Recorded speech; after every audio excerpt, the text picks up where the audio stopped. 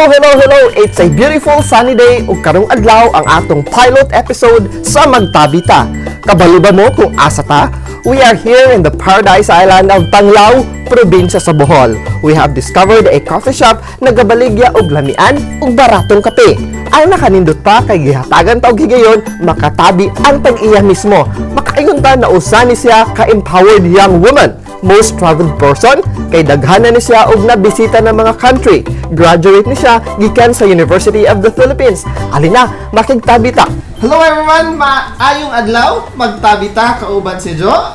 And I would like to ask Jo to introduce herself para kaninyong tanan.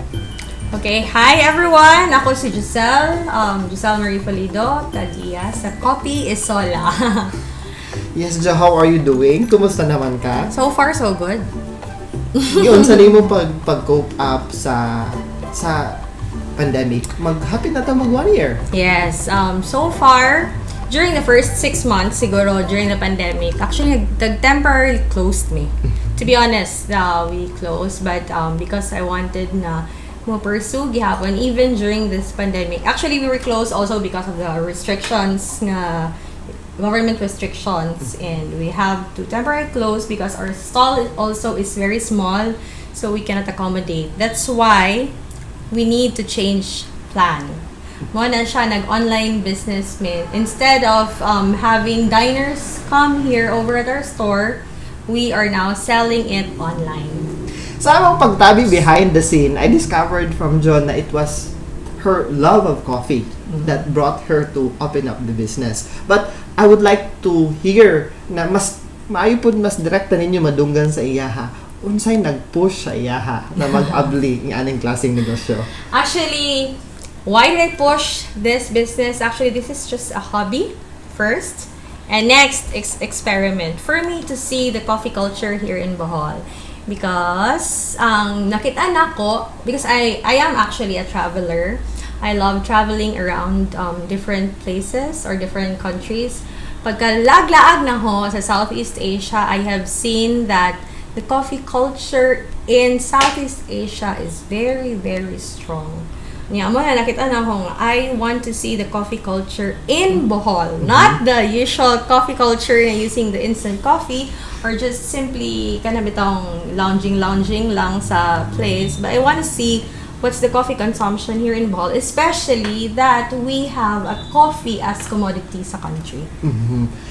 Jo, when you opened up the business, of course, you have this target market. Who were your target market? At first, when I opened up this business, because this is actually an experimental shop, my target market are mostly tourists. This is an experimental shop. I opened this because I have decided to open a shop kilidto gikan nag-decide ko first when I was in Bali before. So when I was in Bali, I saw that Bali is almost similar, or probably I thought of Panglao one day might be like of Bali. And then looking at it, kanang nakita na ko nga ang mga locals at the same time the foreigners are enjoying a good cup of coffee not cheaper than what we usually have, like the commercialized coffee, not the 3-in-1, the commercialized, but the commercial shops that we have, which are so expensive.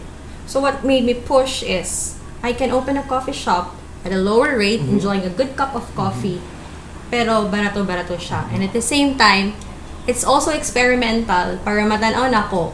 Aside sa, matinga ka no, kaya ang ako ang ganihan kay coffee culture of Bohol, pero ang akong target market at first is foreigners. Because foreigners, good at first, ganun sila ang akong first na target. Because they're the coffee drinkers, good. At any time of the day, they will drink coffee. Ang Boholanos kasi, I see it as we are more of sekwate lovers. We are more of the sweeter lover of version of drinks. So, mo na siya. So, I want to know from there, kung mag-set up ko, sahay magod kay natin tendency nga, nakakita sila nga naalag yung mga foreigners. Why not mag-try po ta? Although, gusto ko nga mahibawaan una sa mga Boholanos, but I just have a different approach on my experiment. So, that's why. And very I'm very intrigued sa iyang pangalan sa iyang coffee shop na I just wanted to ask from Jo herself, why Kopi Isola? Okay, why Kopi Isola? First, na-mention ako ganihang. I've been in Bali. I've actually been traveling to places, and mostly Southeast Asian. When you say kape, it's kopi in Singapore or even in, what do you call this, in Indonesia. So, because the idea of having a coffee shop actually started when I was in Indonesia, or specifically in Bali. And then, that's why I took the name of Kopi Isola. And aside from that, while I was doing my experiment before on the blends, dito gid ko naka-create o proper nga blend while I was in Indonesia. So, as maraba siya homage. How do you say it? Homage. So, mara siya, gi-coin rin ako ang, instead of kape, kopi. And then, Isola, because island. It's actually in Italian. Out of nowhere lang. Yeah, Isola. but we are in an island. Yeah. Because we are in an island. Tawala is actually situated in Pangaw, which is an island. So, I had that Kopi Isola. It might be different, but yeah. Jo, ano sa mga bintaha o disbintaha, the advantage and disadvantages of opening up a business? Kay ang atong mga viewers, kasagaran sa atong mga tao, our neighbors themselves, pag negosyante ka, they think that you have an overflowing money. So, but dili sila kabalo unsay mga nitty-gritty, mga kayubos ug imuhang mga short victories on doing the business. So, atong i-discuss karon para mas mahibaw-an nila, mas masayran nila sa atong pagtabi karon mga disbintaha ug bintaha pag advantage magnegosyo. actually of having a business is first, kung ikaw ang employer, if you're the business owner, you manage your own time. That's number one. Another advantage is pwede mo actually ma-plan out of possible, how do you say it? Pwede mo makagain kag higher income or higher money if you're just going to plan it out properly. Kabaw kag dili ra kani ang imo, di ba? Usually when we are employed, kabaw ka nga mo earn specifically ang atong earn. But when you have a business, you can earn higher, but also it can also be a disadvantage. You can also malugi, di sa necessarily nga malugi, lesser ang imuha nga madawat sa expected nimo.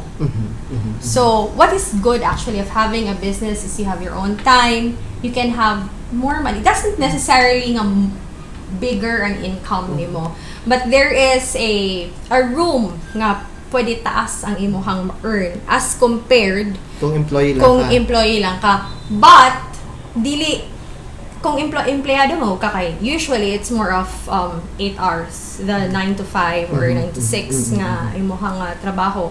So naagid kay limited kasi imong time, but when you are setting up a business, you manage your own time, you can employ other people. So it varies kung saan imuhang business type. But that's one of the advantage and disadvantage. Pero ang disadvantage side is that there are a lot of things that's happening, especially now, the pandemic. Muna siya. Kung ang disadvantage karon is, it's so hard to keep up. Kay ang mga tao po, daghan kayo nga layoff, daghan po kaayo nga nawadan of work. Dili sila maka-keep up nga mag-dine out anytime. Specifically sa ako, ani ha. But to others, wala kay extra money to have that leisure, to have, especially now, muna siya ang other nga disadvantage. Unlike nga, if you have really kanang naagyo kay trabaho. I-recap lang nako ang gingon ni John na advantage. Lahi mang gyud kung empleyado ra ka, kay nagdepende lang ka sa imong binuwan. Kinsinas na sweldo 15, pag makadawat kag 4,000, you have to live with your 4,000 pesos. Pag hindi ka hinapos 4,000 pesos, you have to live within 4,000 pesos.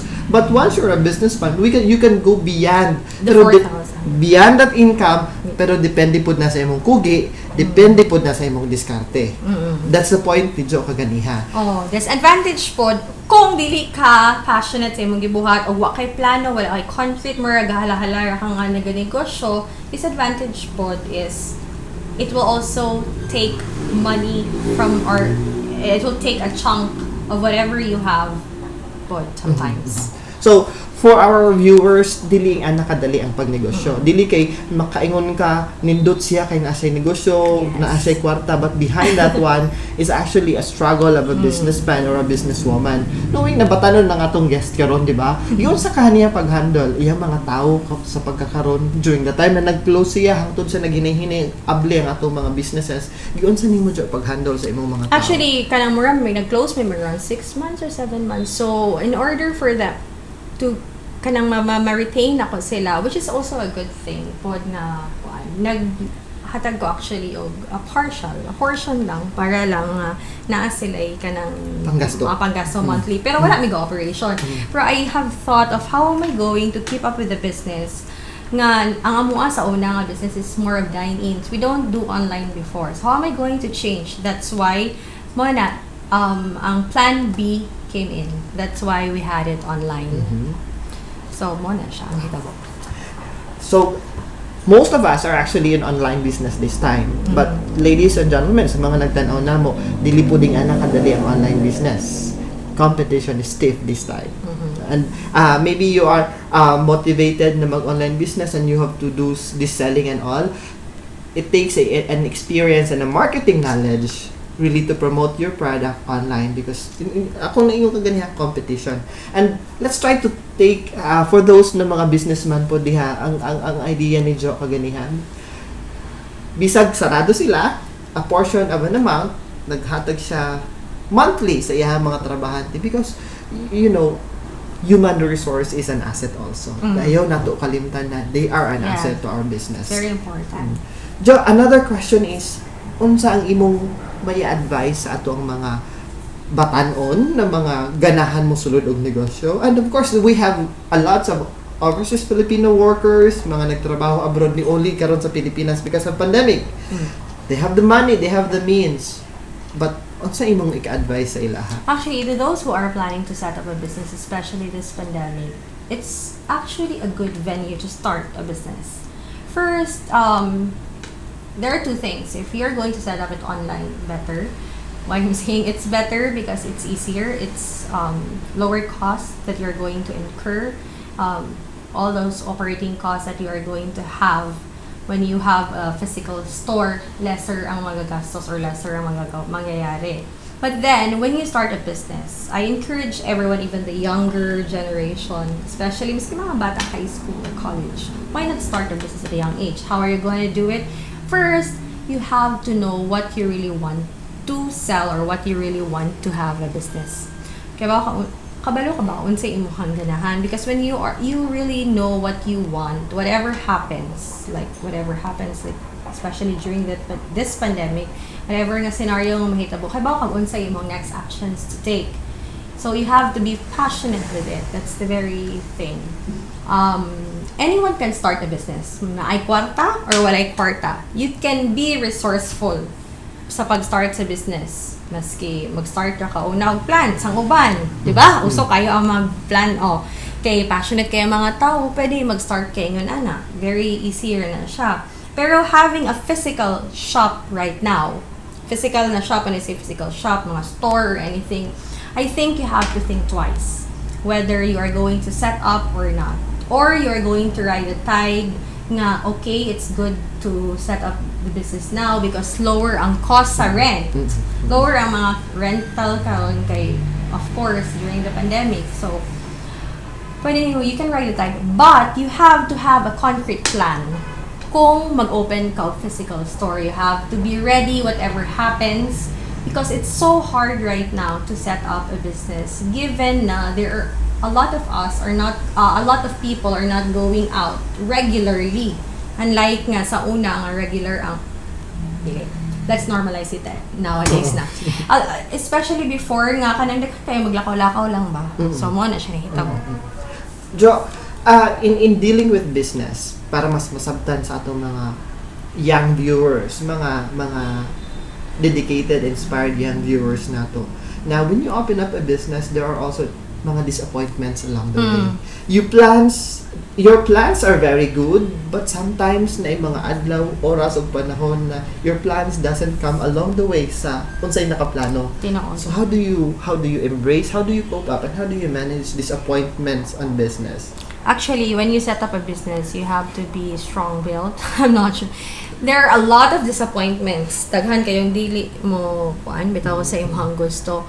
But whenever those disappointments come, you don't have to sulk over it. Dili ka kinanglan nga magproblema kayo na. What you need to do is accept whatever it is and then move forward. How are you going to move forward? How are you going to do it?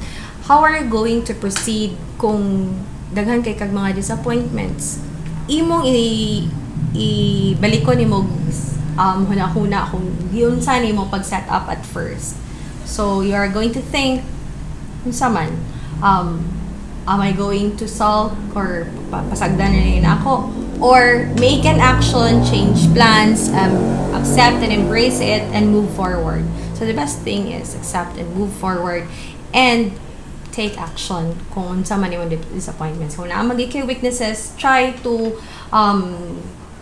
take action nga makana bitang ma-overcome nimo na siya. Make your weaknesses as your strength. Try to work on it. So you have to make your weaknesses as your strength. Like, tanawon nimo siguro ang imong mga weaknesses and convert it to be as a strength later at a time. But you have to accept it. Kay kung imo ra ka, magsige ra bitaw ka og kanang sulk over it. Actually, ang problema naman sa una is actually yung delivery. We cannot deliver it on time because we don't have the Lala Move, the Panda. So ang mong gibuhat is we need to have the timings for each location. Kay lagyo ba yan kaayo? We don't have the resource gyud nga daghan kayo ka og kanang driver para mahatod. So mo na i-manage. Managing people, managing your emotion, and planning are those essential things na kinahanglan nimo if you're planning really to start up with a business. And Jo, do you think ang imong na-learn sa school, kasi we have also student, majority sa ako mga viewers or mga students, do you think na ay importante ang imong nakatunan sa eskwelahan when it comes to the real world? Oo, there are a lot of things nga na learn ako sa eskwelahan nga na apply na ko diri. A lot of theories actually when sa school.